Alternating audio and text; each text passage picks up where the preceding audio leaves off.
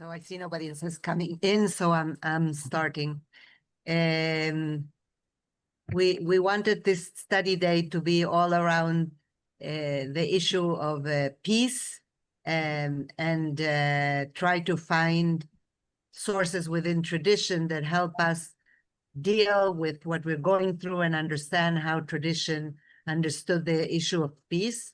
So I picked something which is maybe a little indirectly connected, which is a principle that the rabbis use to decide halakha, Jewish law, which is called mipnei darkei shalom, in the sake of peace. Though that sometimes you can change or you can decide what the law is based on that you're looking for peace, not necessarily peace like we're thinking of today between countries or between peoples, but different settings in which we want to ensure that there is peace.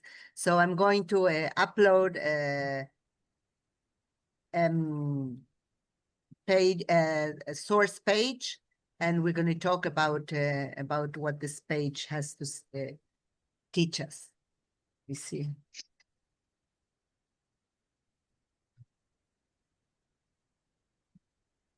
Oh. Like how do I?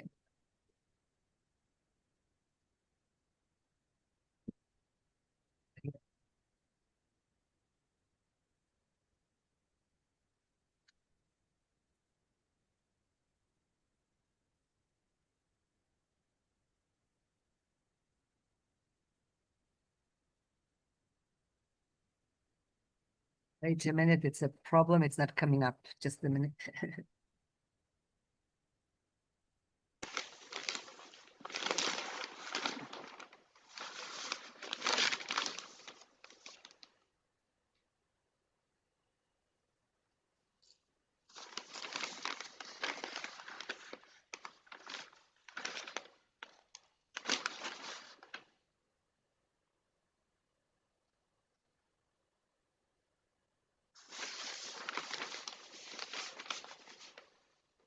Okay, so I hope you can all see it now. And I called it for the sake of peace. And looking for the here.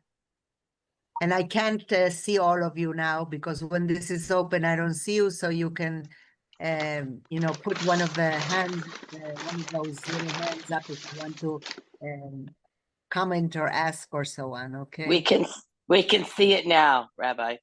You can see it, but I can't see all of you. So I can only see a few at a time. Yeah. So if you have to ask anything, just put up the little yellow hand. It's supposed to show me that somebody wants to ask anything.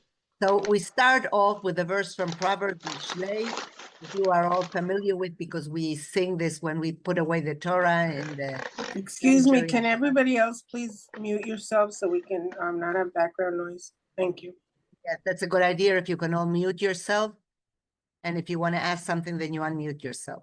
Okay, so the verse says, her ways are ways of pleasantness and all her paths are peace.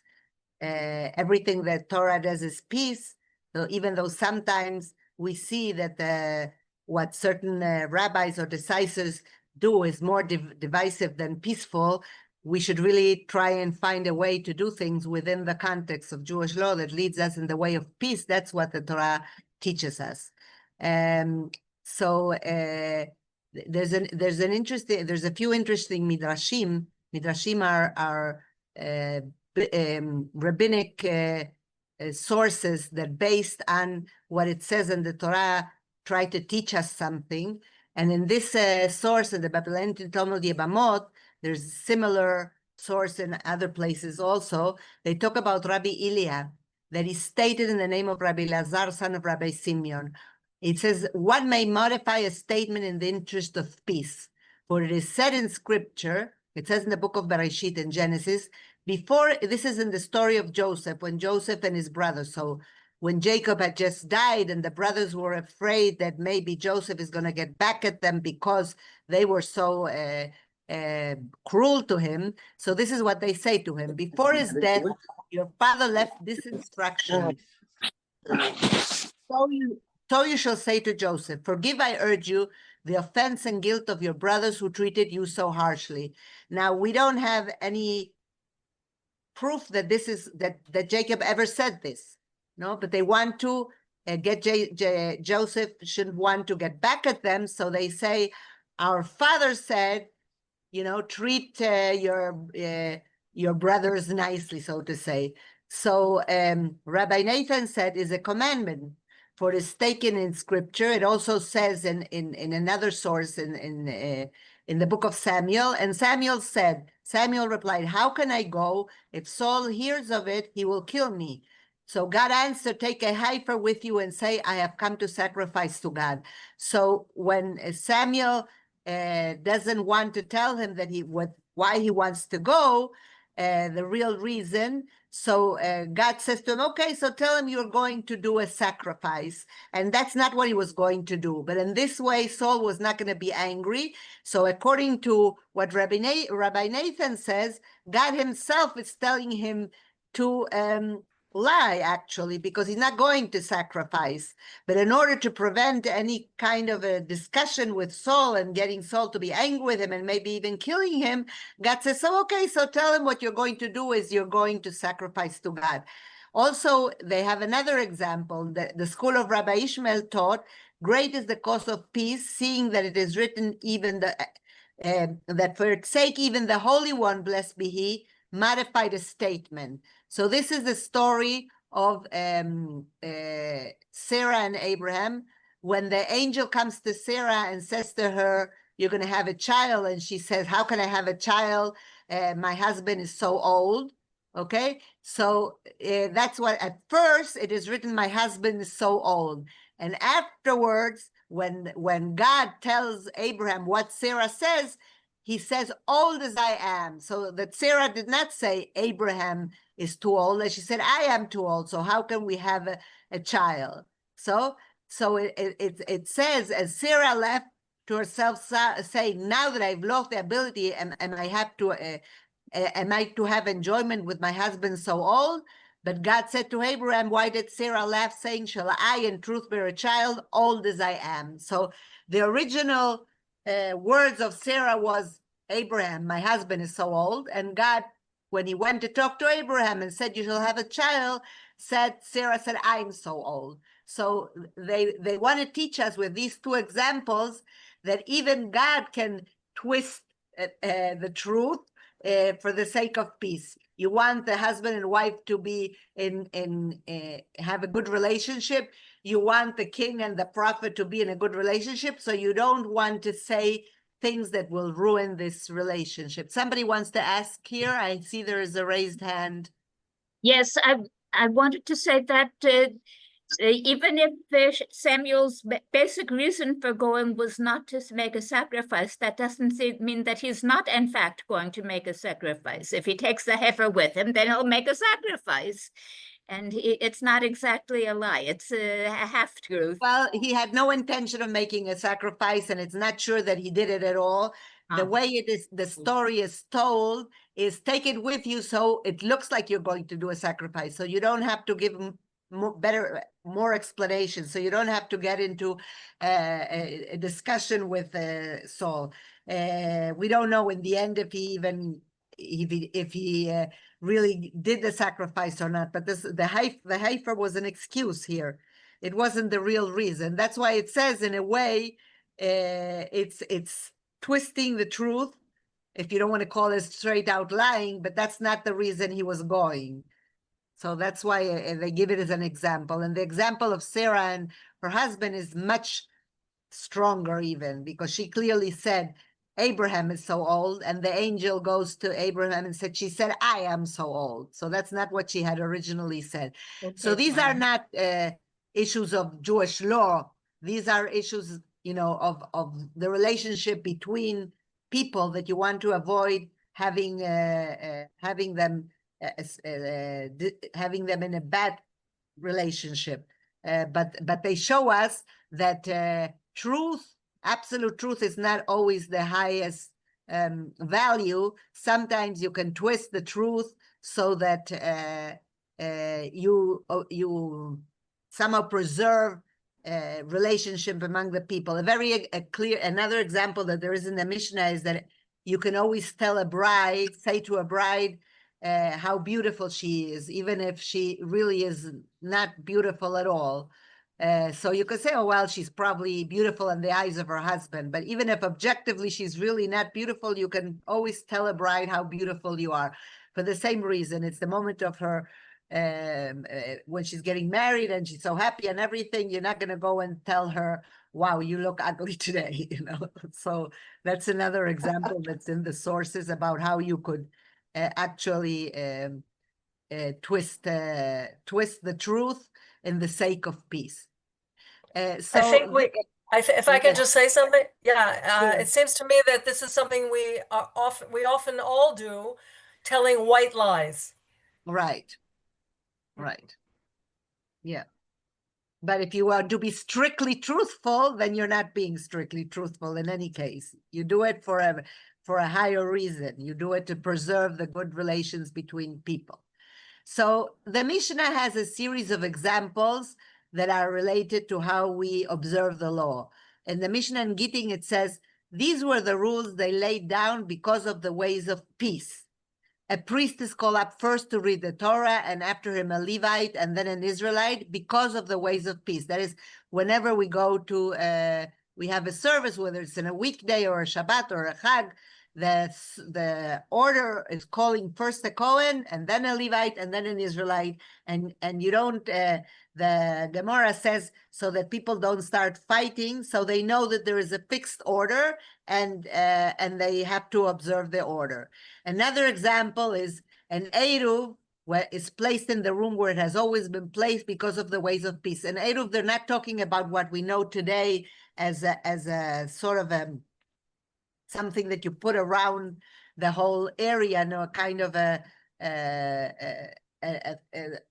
like we know today, what we see in all the cities, but they had what's called an Eruv Chatzerot, when people shared a patio, so you put food in one of the houses, and we all share that food, and that makes it into a common patio where we can all carry. So if it was always in a certain room in a certain place, we didn't start moving it from one place to the other, because this is the way it's always been, and we don't want to get people to get into a fight, so you leave it there because of the ways of peace.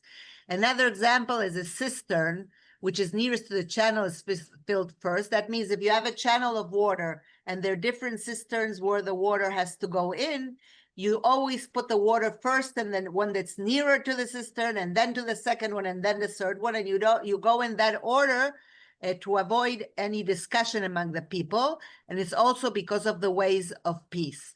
Then another example is if somebody set a trap to catch animals or birds or fish, this is strictly not robbery, because these are animals that were out in the fields or were out in the open. They were not in somebody's farm or in somebody's land.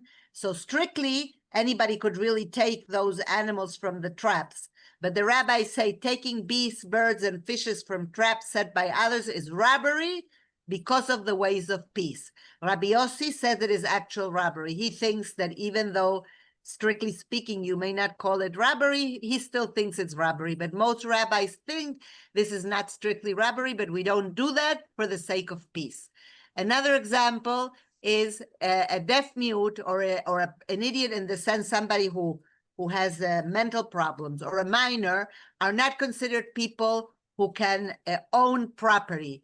But if they have something in their property, what the rabbi says, if you take something from a deaf mute, an idiot, or a minor, it's robbery because of the ways of peace. Because strictly speaking, they don't own anything, because they don't have the possibility of owning something. Rabbi Yossi thinks it's actual robbery, but the vast majority of the rabbis think this is not strictly robbery, but we don't allow it for the sake of peace.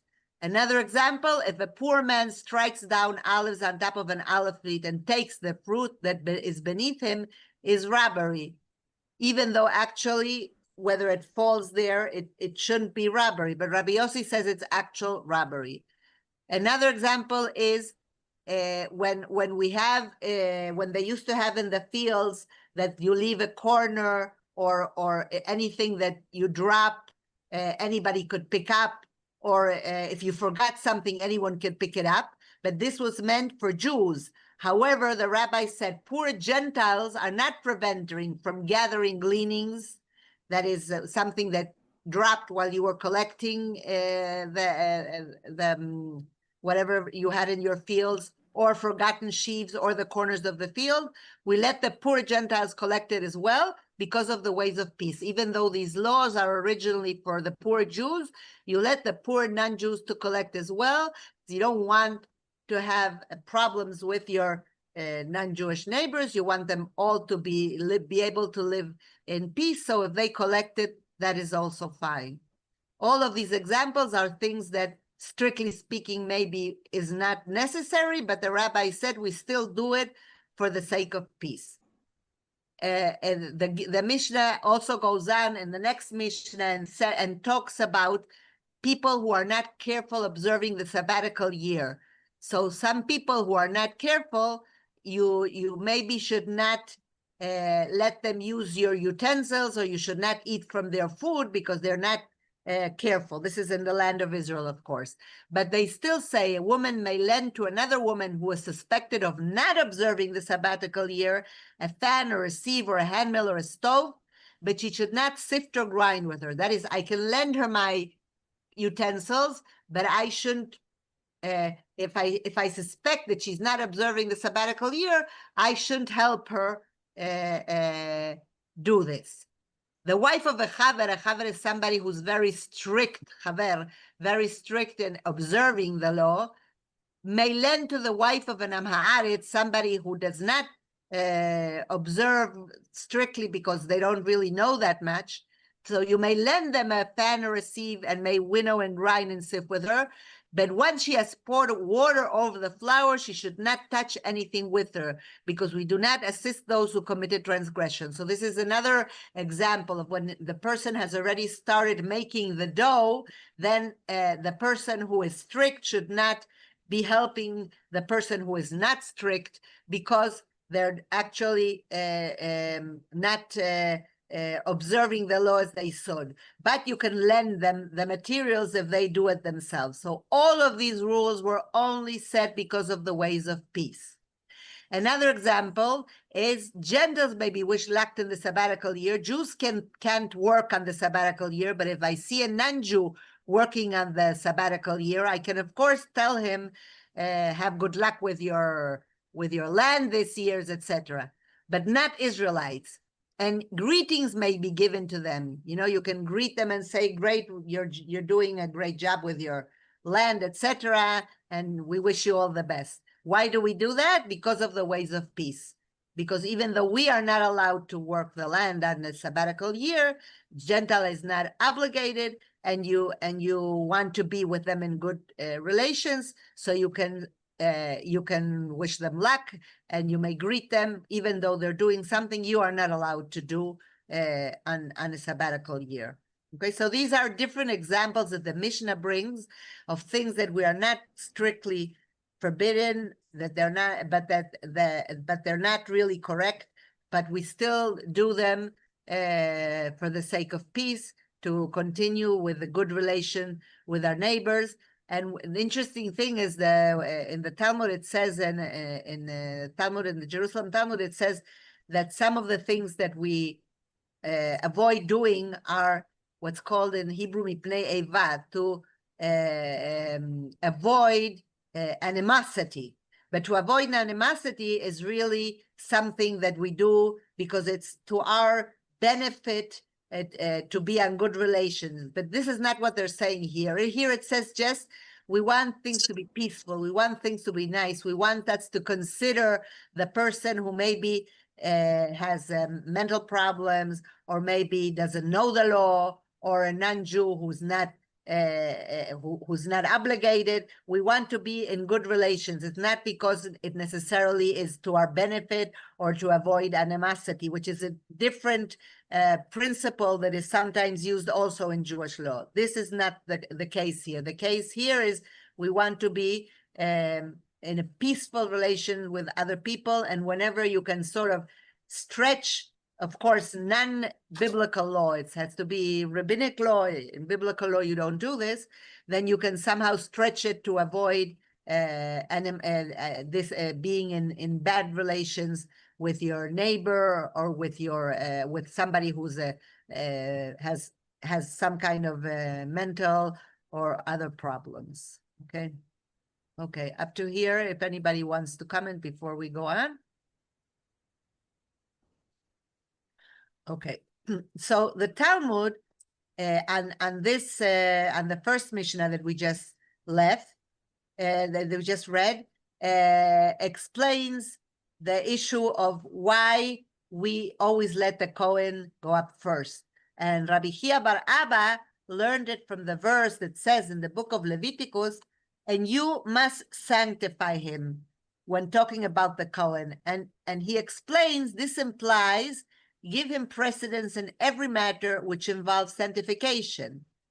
And the Tana of the school of Rabbi Ishmael taught, and you shall sanctify him, to wit, I give him precedence in every matter involving sanctification. That is not only for going up to the Torah, like it said there in the Mishnah, but to open proceedings. For example, if people are sitting around the table and discussing issues, we let him, the Kohen, speak first. To say grace first when you want somebody to lead Birkat Hamazon, the grace, if there's a Kohen there, we let him be the one to lead. To choose his portion first, that's when he has to, when there are sacrifices, he chooses portion first. And these are all examples of things that the school of Rabbi Ishmael taught that are not only what the Mishnah said here, that it is for going up and reading the first section of the Torah. So the rabbis ask, this is Abaye, who's a fourth century Babylonian Amora rabbi from the Babylonian Talmud time. He asked his teacher, Rabbi Joseph, who's from the third generation. He asked him, is this rule only a rabbinic one in the interest of peace? He says it derives from the Torah. He says it's obvious that this is the way you have to behave, because the Torah demands us to give the certain respect to the Kohen. The Torah says very clearly, you shall sanctify him, you shall put him first for everything. So why do you tell me this is in the interest of peace? It's not just a rabbinic issue. So his teacher, Rabbi Yosef, answers, it does derive from the Torah, but its object is meant to maintain the peace. So it has both aspects. On the one hand, we know we are obligated from the Torah. On the other hand, when you do this, when you have a clear order, when people don't start getting into a fight because I want to go first or I want to go first, you are also doing it to maintain the peace. But the whole of the law is also for the person promoting peace. So Rabbi Yosef goes even further. Not only these issues that have to do with who goes first so that we don't have a discussion are for the sake of peace, but actually, whenever we observe the law, we have to consider that our law is to bring around peace and not to have people fight among each other, because the verse says, the verse that we started with, as it is written, her ways are ways of pleasantness and all her paths are peace. So actually, very often when we hear rabbinic decisions and they are very divisive, they should be thinking that where you have the possibility of interpreting it in a way where it brings peace, that's actually what the Torah wants from us. It wants us all to be, of course, within the system, according to the rules of the system, and we can't just make anything up.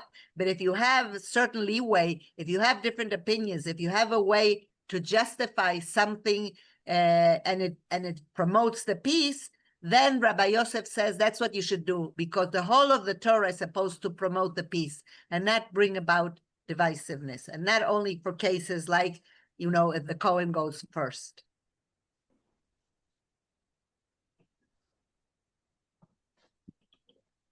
So we saw in one of the Mishnayot that we just read, not only the issue of the Kohen, but they talked about if you drop some of the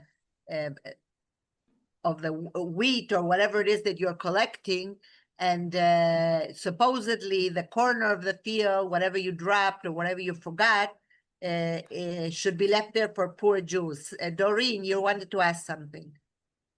Yeah, so with the priests going first, sometimes at shul, to get enough people, because there's a lot of people that have yard sites, then they won't follow that, and then is that okay? Because that's keeping a different piece?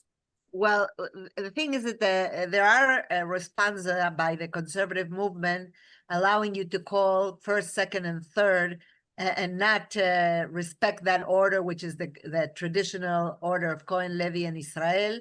Many of the conservative synagogues do not call Cohen, Levi, and Israel at all. But if you do want to keep that order and still call more people, you're also allowed to make extra stops. So you could always add extra stops and still keep the Cohen, Levi, and Israel. I don't know exactly what they do in your synagogue, but that's another option. But there is but many of our synagogues don't do that anyway. They don't do that because they feel they want to be more egalitarian, so to speak. So they don't do that.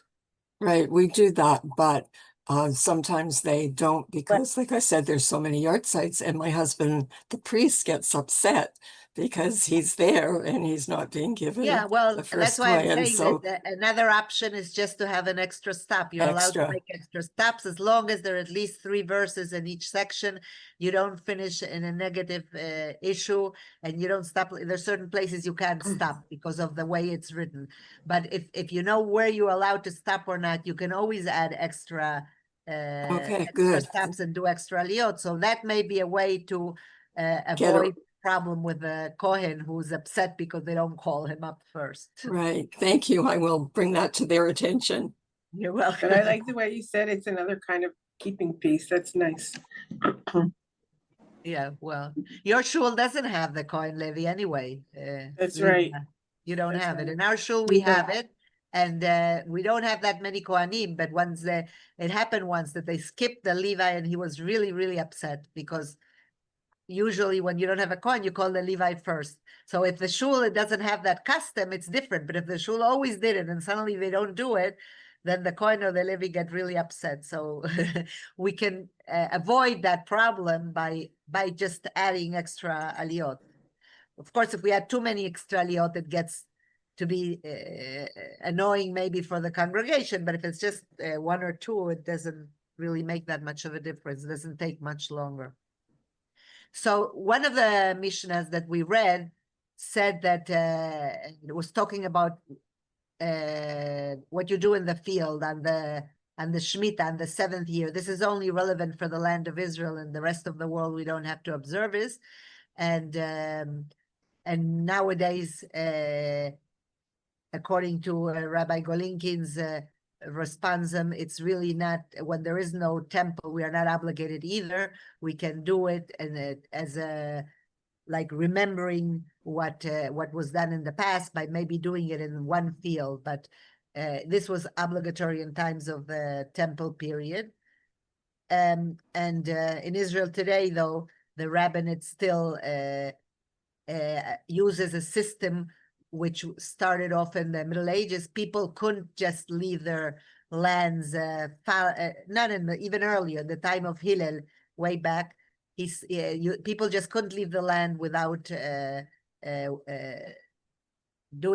without working the land at all, because they wouldn't have enough to eat in that year. So what they did is that they would symbolically sell it over to a non-Jew, similar to what we know we do today with the chametz. It's a way of saying it's not officially in my property, and therefore I can work the field. That's what they do in Israel today, in most places. So the poor and of the heathen are not prevented from gathering gleanings, forgotten sheaves in the corner of the field in the interest of peace. Our rabbis have taught we support the poor of the heathen along with the poor of Israel, the Jewish ones, and visit the sick of the heathen along with the sick of Israel, and bury the poor of the heathen along with the dead of Israel in the interest of peace. So even though we're supposed to make sure we support Jewish poor people and visit Jewish poor people and bury the poor Jew who has no one else to bury him, and we are not obligated as far as the non-Jew, it's really not only to avoid to any kind of animosity, but in order to respect the non-Jew who lives in your area or in your neighborhood or whatever. You also visit him when he's sick, and you you support him if he's poor, etc.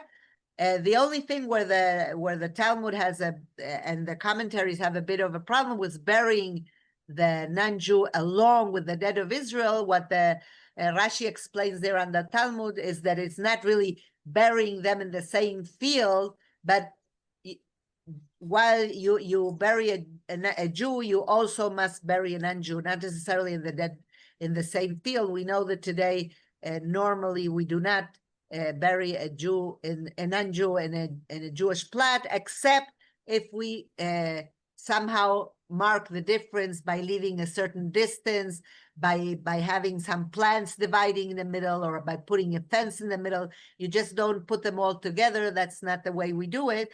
But you do bury them. You don't leave them not buried in the interest of peace, because all of these non-Jews are also human beings that we want to respect. So we visit the poor, we visit them, we help support them, and we bury them if nobody else can bury them. And the Talmud discusses this and says assistance may be given to the heathen in the sabbatical year. So assistance may be given to them. Has not Rav Dimi Bar Shishna said in the name of Rav, it is not right to hoe with the heathens on the sabbatical year, nor to give a double greetings to heathens? What are you saying that you can help it? It's not right to help them and to work with them on the sabbatical year. How can you say that? And not only you're not supposed to work with them in the sabbatical year, it says you shouldn't even say a very intricate hello. That's not just saying hi, but hello, my dear neighbor, how are you doing? You shouldn't be extra pleasant and so give them a silly. very long and special greeting. So how can you tell me that it's not a problem to go and help him on the sabbatical year? As a Jew in Israel, I'm not allowed to do it. So he answered, it's quite correct. You're right. I'm not really supposed to go and work with him. What is meant is just to say them, achzuku. Achzuku means be strong. That is, I give him a short greeting. I don't give him a long and intricate greeting. I tell him, may you have luck with your, achzuk is be strong. And what it means is, may you have luck with your work in the field. But that doesn't mean I'm going to give him a very long greeting, or I'm going to actually help him work in the field in the land of Israel on a sabbatical year. So Rabbi Yehuda used to say to them achzuku, and Rabbi Schechter used to say to them asharta, which is another kind of a short greeting, which means well done or congratulations. It says not to give double greetings to the heathens. Rabbi Hizda used to give them greeting first. Instead of waiting for him to give me a greeting and then I had to answer them, he would give him a short greeting to begin so that he would avoid that. And Rabbi Kahana used to say, peace to you, sir, a very short greeting. Greetings may be given to them in the name of peace. That's what the Mishnah says. Seeing that we may encourage them at their work, do we need to be told that we may give them greeting? So we said before that we can tell him, good luck with your field. If I can tell him good luck with your field, well, I am not allowed to work in the sabbatical year. Why should it be a problem to say to tell him hello and I hope you're doing well or something like that. Why should that be a problem? That's much less problematic than wishing him good luck while he's working in the field on the sabbatical year.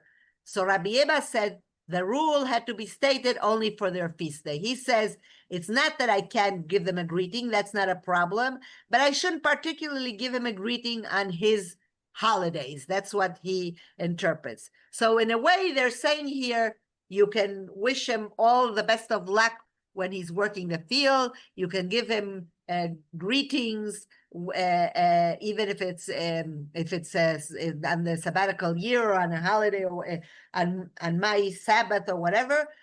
Some of them say limit this so you don't give them these greetings when it's a sabbatical, when it's their holiday, so that he doesn't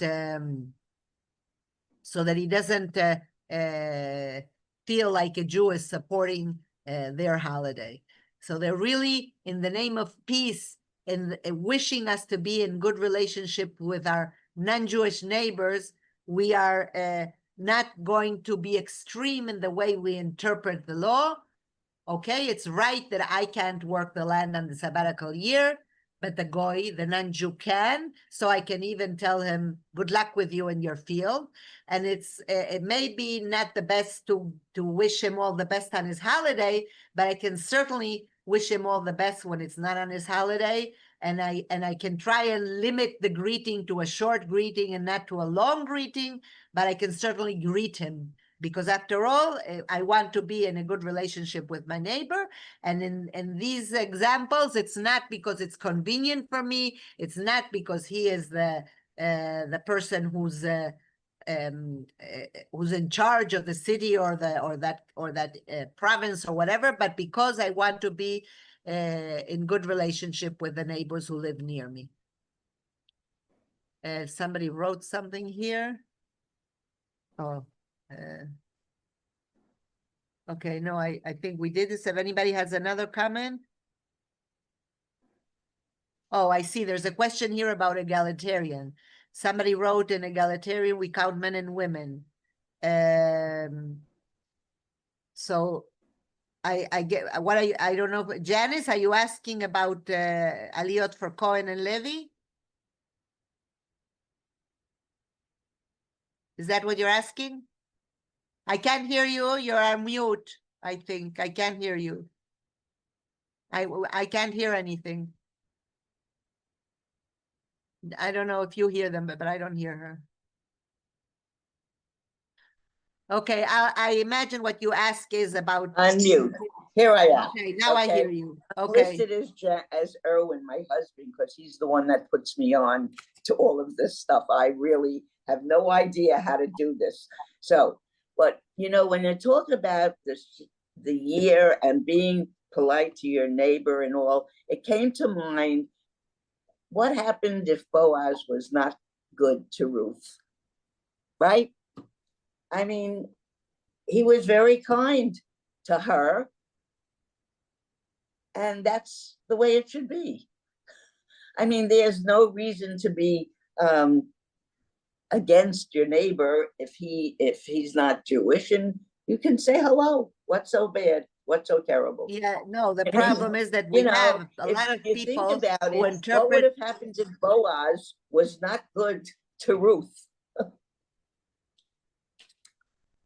No, what I wanted to say is that we have this doctrine of the chosen people, which actually means that we are obligated to observe and that we somehow help spread the belief in one God, etc., in the world.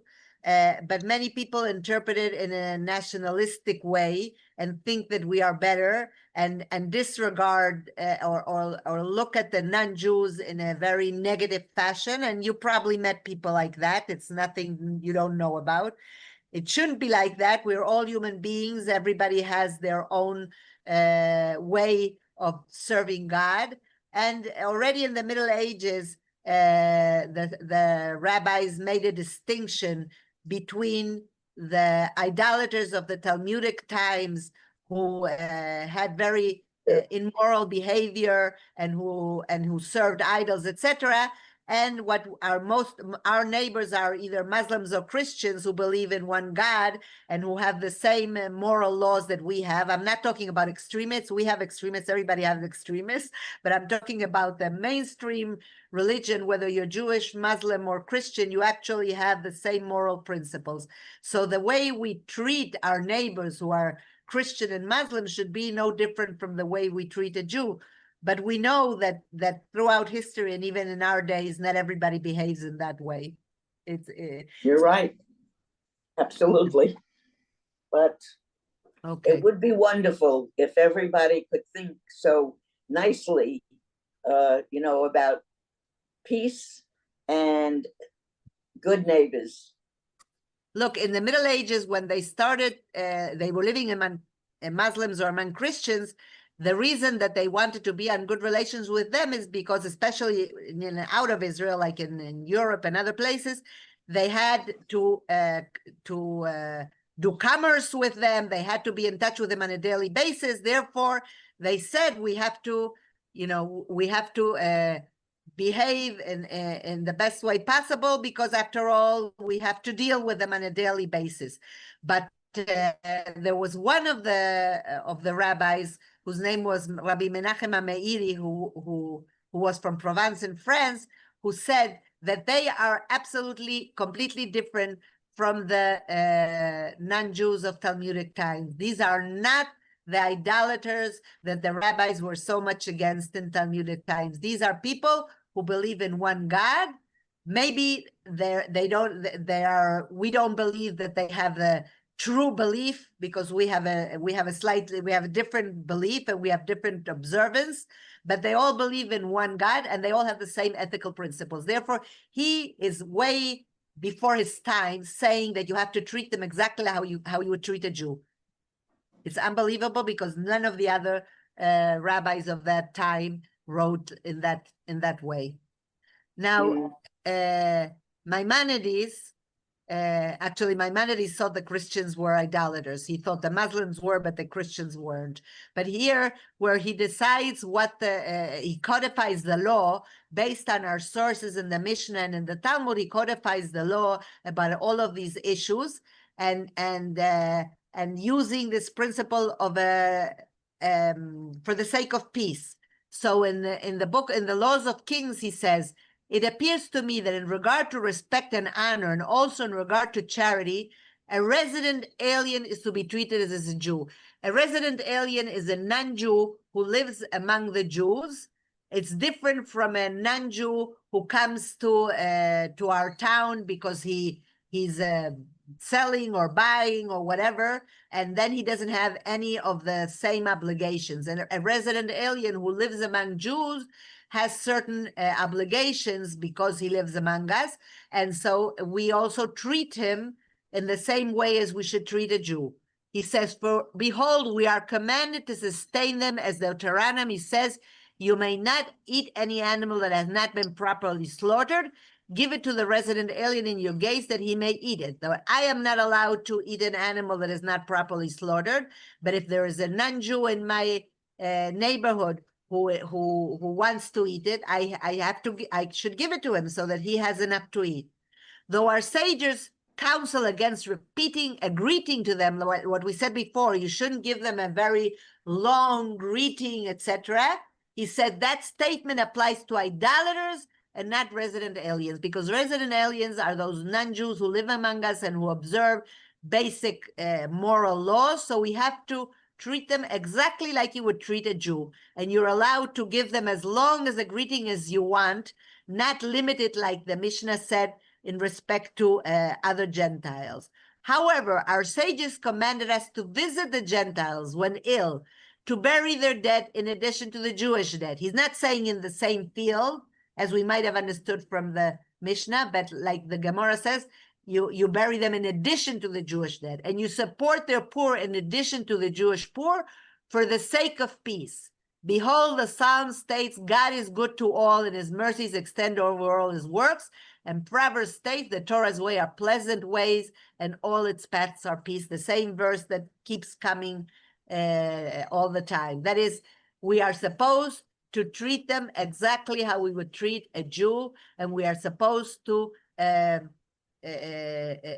visit them when they're sick, bury their dead, and help them if they don't have enough to eat, support them, because we want to be we want to respect them as human beings. We're going to be in good relations with them, even if it's not like in certain other contexts where we do it because he is the governor or he may treat us badly if we don't. Even if we have no self-interest, we should treat them equally as like we treat a Jew, because we want to respect them as a human being, and we want to have peace with our neighbors.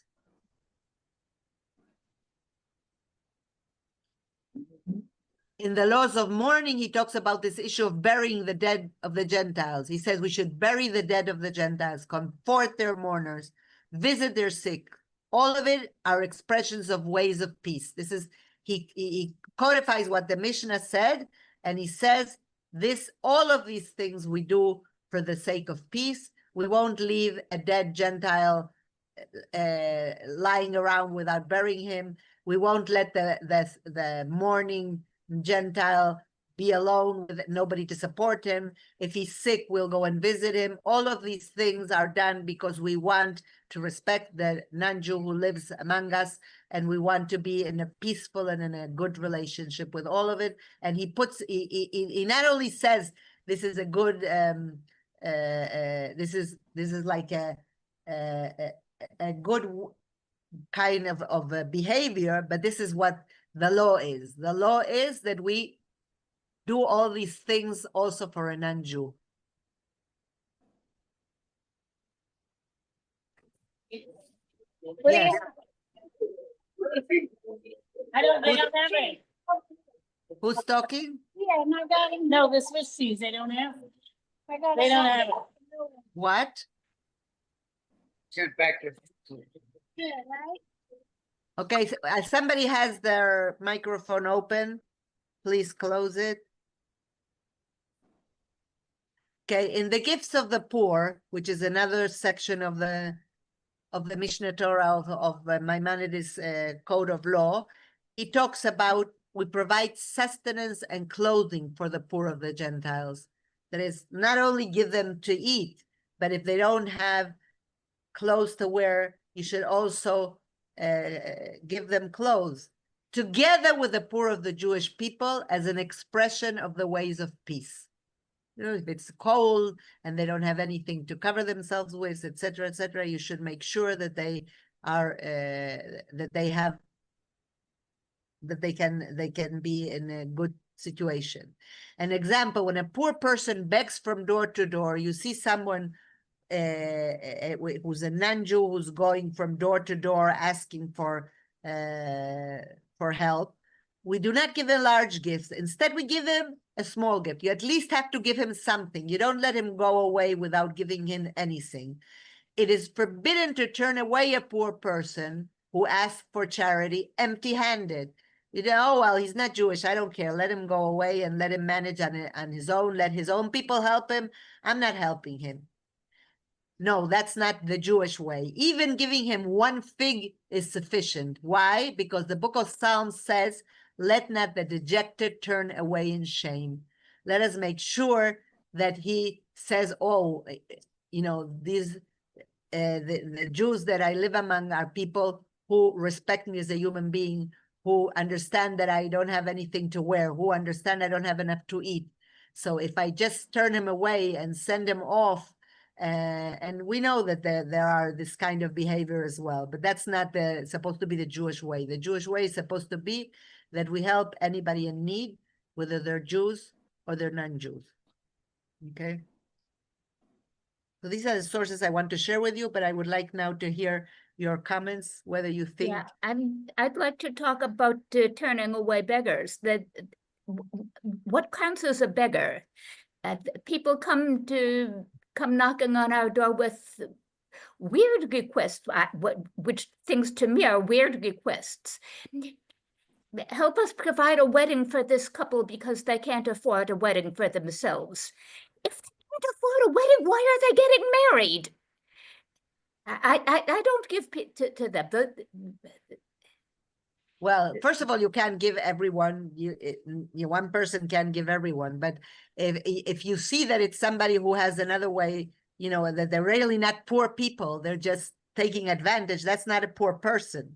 Right. You have to you have to use your sense also, but if it's really a poor person who doesn't have enough to eat, or doesn't have anything to wear, then you just don't say, okay, go and ask somebody else. That's what they're saying. But that doesn't mean you have to be taken advantage of. They're talking about actual poor people who come to you, and you shouldn't just turn them away. Thank you. Yeah. Other comments?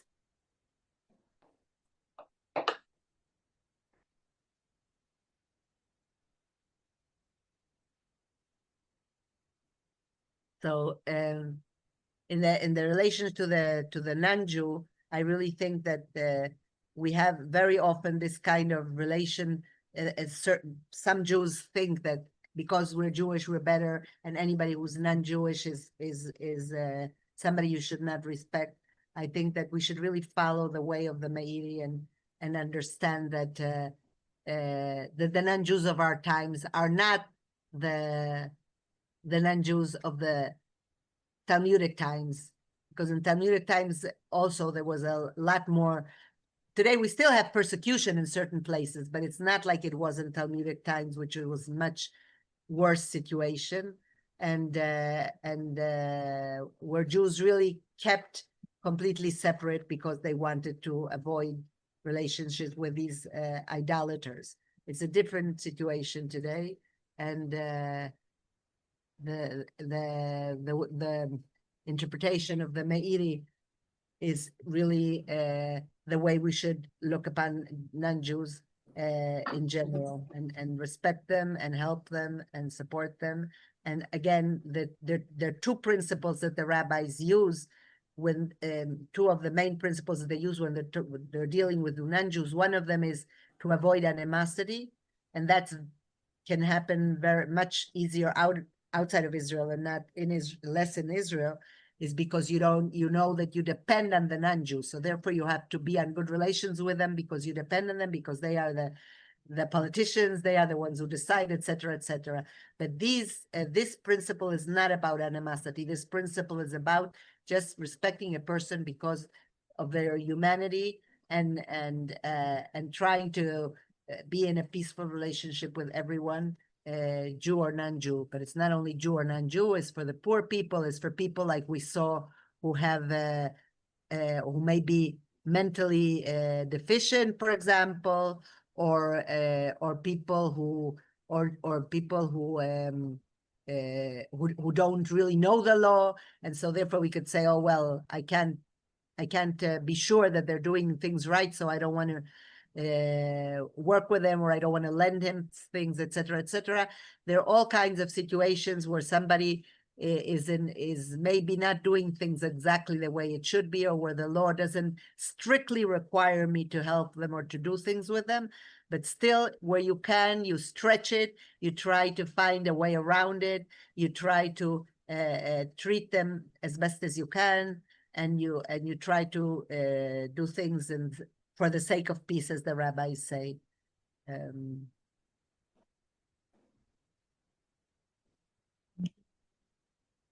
Any other comments? We still have about 5 minutes if you want to comment anything else. I'm wondering why you think, or other people think, it's like so hard to follow that Meiri way, and people have become so kind of arrogant about who's better and all that. Look, today it should be much easier to follow it. In the Middle Ages, he was really way Exactly. behind his time. Today it should be much easier, because actually the Christian or the Muslim that's our neighbor who's Christian or Muslim can be even ethnically even better than a Jew. The fact that you were born a Jew doesn't make you a better person necessarily. So Rabbi, today, what? I wanted to ask something. It's a controversial thing. Is there anything in Jewish law that justifies the Schechter's the Jewish settlers' behavior to the I can't Muslim. hear you well. Is there anything in Jewish law that justifies the behavior of the settlers in Judea and Samaria, where they uproot the Arabs'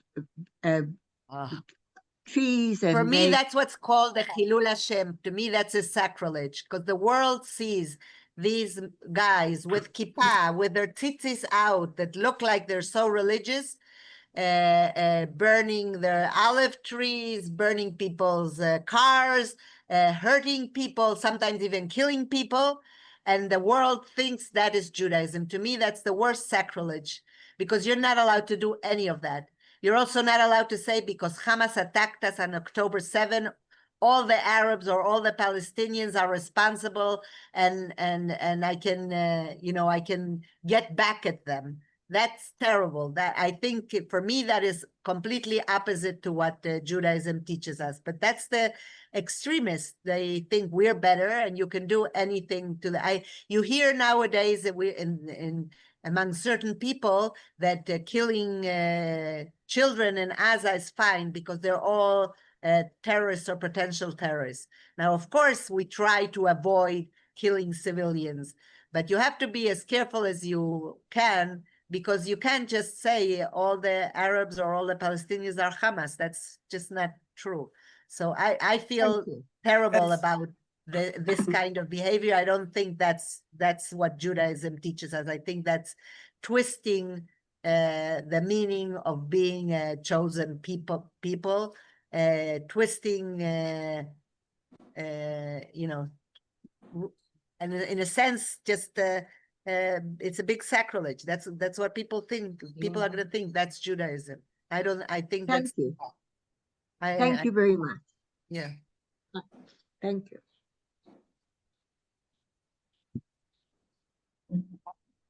And we have enough sources to prove that that's not what Judaism asks for us. It's really, for me, it's a terrible misinterpretation. Thank you very much. No, you're welcome. I grew up with a figure of a grandfather who was a modern Orthodox rabbi who was also a professor of ethics. And he always used to tell us that if you're not an ethical person, all of the ritual observance is meaningless.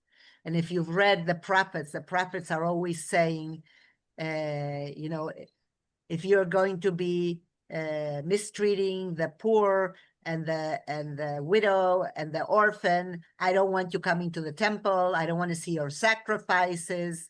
It's that kind of language is the language of the prophets. They were completely against. It's like being a hypocrite, that you want to be so careful with the ritual stuff, but you don't care about the moral stuff. And Judaism includes both things. What was the name of your grandfather? Leo Young. You'll find him online. He was very well known in the modern Orthodox world. He was in New York. He told me once a story that they came to ask him to support glatt kosher, mehadrin, super kosher. And he told them, when you're glatt and everything else, come and ask me to support glatt kosher, because you're not required. Okay, so you have now 10 minutes before you're supposed to be in your next class. And then you have another 10 minutes and you go into your third class. And after the third one, you go back to the closing session, okay? Thank you, Rabbi Diana. Bye, Little. Thank you, Rabbi Diana. Thank you, Rabbi. It was wonderful. It was wonderful. Yes, it Thank was. you. Shakach. Tada Thank rabba. you. I see.